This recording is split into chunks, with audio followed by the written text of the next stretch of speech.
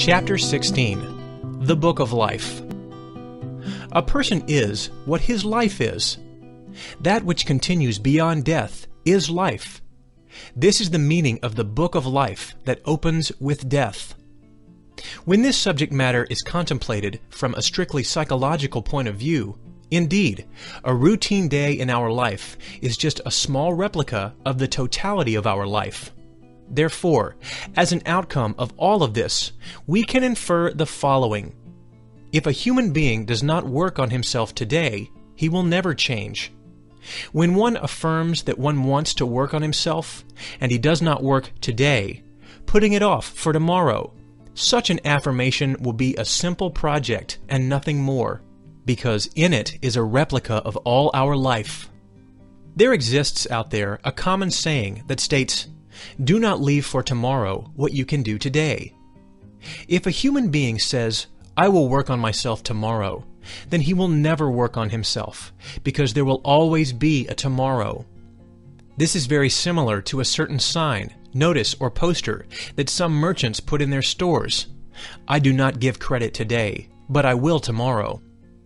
When any penniless person arrives asking for credit, he comes upon this terrible sign, and if he returns the next day, once more he finds this wretched notice or poster. This is what in psychology is called the sickness of tomorrow. As long as a person says tomorrow, he will never change.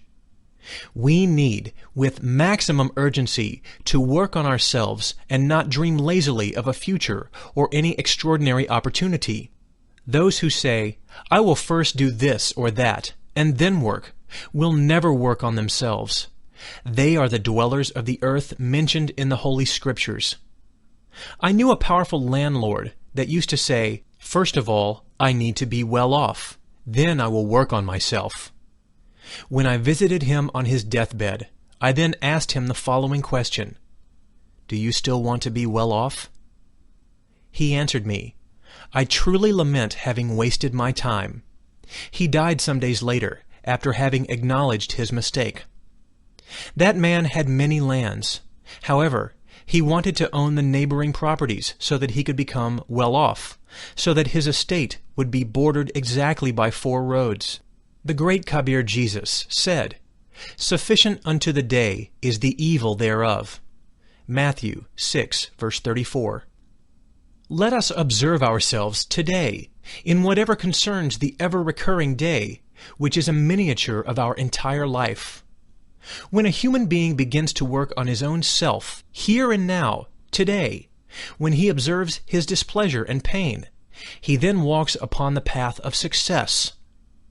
It is impossible to eliminate what we do not know.